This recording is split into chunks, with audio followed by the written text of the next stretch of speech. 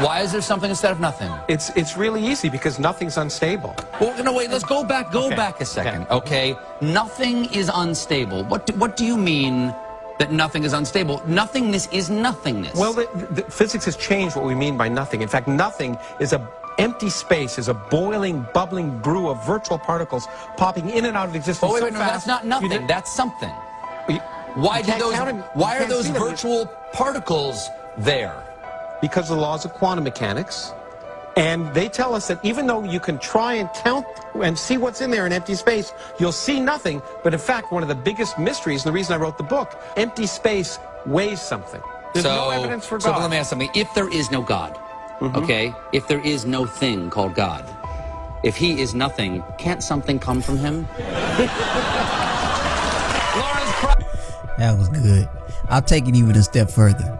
If nothing created everything, then everything is nothing. Let's talk about it. Some non-believers, for reasons unknown to me, try to make nothing be something, as if nothing is simply a void that they will eventually be able to study and put on the periodic table of elements. But you're not going to ever walk down the street and say, let me be careful before I trip on that big pile of nothing over there. Listen, as finite people, we could never understand everything, but even our own thoughts could never contain nothing. So we can't even fully grasp the concept of nothingness. So when we say as believers that God created the universe out of nothing, what we're talking about is explanatorily prior to the universe, not chronologically prior to. God isn't chronologically prior to the universe. He is explanatorily prior to the universe, which is far beyond our finite level of comprehension. So just know that it's impossible for nothing to be an intellectual category of existence all by itself. Out of nothing, nothing comes. Nothing doesn't create.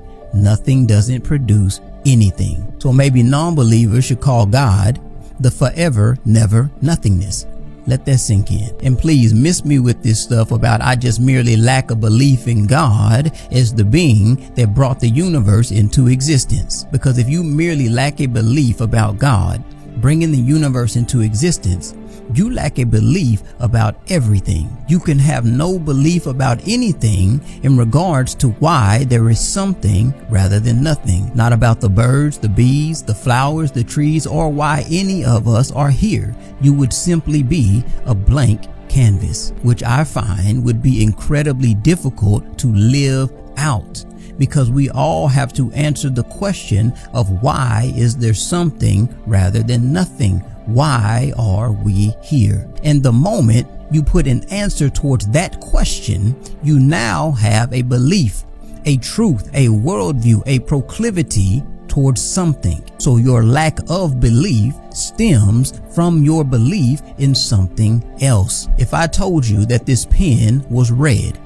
I have a hard time believing that you would merely say that I lack a belief that the pen is red. Because if you merely lack a belief that the pen is red, it means you lack a belief that the pen is any color at all. Because the moment you assign any color to the pen, you no longer merely have a lack of belief, because now you have a different truth, a different worldview that you have affirmed about the pen. And your worldview is just a collection of your beliefs. So your lack of belief, it stems from your beliefs. If you have a belief or a worldview that the pen is green, your lack of belief that the pen is red is based on your belief or affirmation that the evidence supports that the pen is green. So you would indeed need to know a lot of things before you could even come close to making a statement that I lack a belief that the pen is red. So if you don't believe that God exists or have a lack of belief in God, it's because you believe or have affirmed something else. But you simply just cannot be an atheist under this definition. You gotta combine atheism or agnosticism with some other type of moral position to make your life make sense. sense. And I find that most atheists combine atheism, agnosticism, and humanism together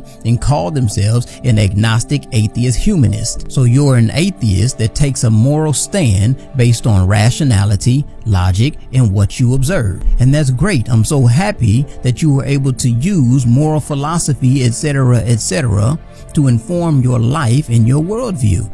Now, let's finally answer the question that we keep dodging. And my question is, if there is no God, why is there something rather than nothing? Because underneath all of the lifting each other up and all of the good deeds that are said to be done under atheistic humanism, as you continue to peel away layer after layer after layer and go deeper and deeper, you eventually get to a point that you have to ask another question.